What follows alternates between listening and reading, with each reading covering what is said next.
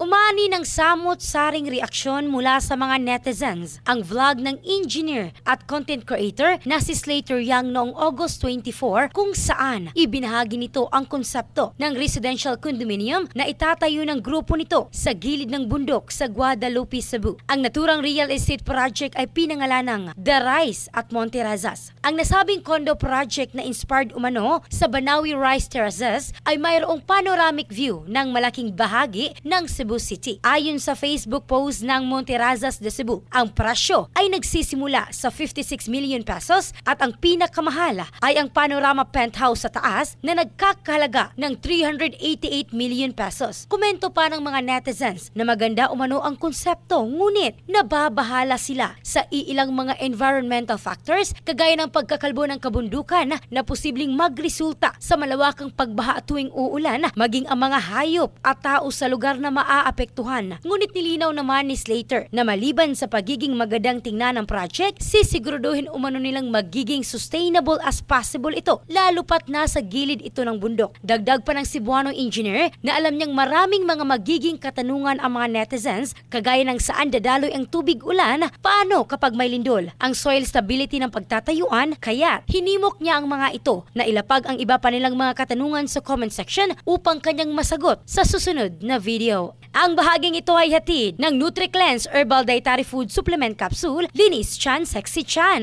In the heart of changing lives, ito si Michelle Caraste ng Brigada News Philippines, The Music and News Authority.